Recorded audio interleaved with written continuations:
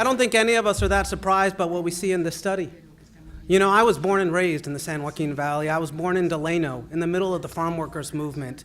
And I moved to Fresno when I was 6, and I grew up off of Belmont and San Pablo. I like to say it was the wrong side of the tracks, you know, but that was my home. I grew up in 93728, which, if you look across the state, is one of the top 25 worst economic and environmental zip codes that we have in our state. And that same zip code that I grew up in is the same zip code that I live now and that I'm raising my kids right now, my 3 daughters. And so when I'm looking at this study, what I'm looking at is what's going to happen to change the outcomes for my kids.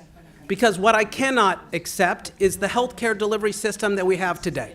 Because it is broken and it's not working for communities like ours. It's creating a social injustice where people who are from the wrong side of the tracks, we don't get to live as long as those who come from the right side. And there's something that's happening. We have a tremendous amount of poverty, and I think there's something to the opposite of poverty. I call it health. Because when you don't have funds, you can't afford the care that you're getting, you're not getting the health care that you deserve. Now, I believe that health care is a human right, and I'm proud to say that I practiced my entire life in an emergency room. Where you came to me, I didn't ask what was in your wallet or where your passport said you were from. I took care of you because you asked for my help.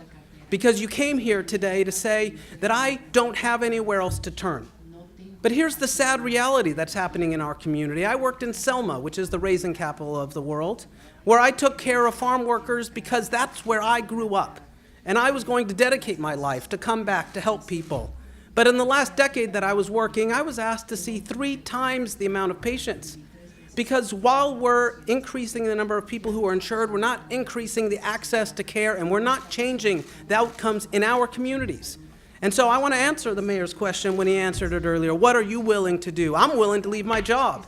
I'm willing to go and run for office. I'm willing to come here and to fight.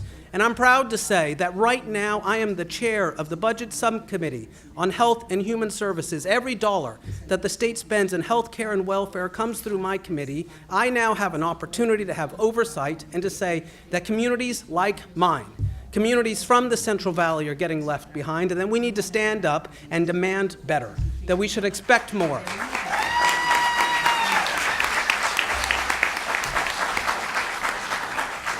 Now, sometimes in this political climate, I can't breathe, you know, and it's just not the poor air quality we have. It's the fact that I feel like the oxygen gets sucked from the room because all we can talk about is things that take 140 characters to say.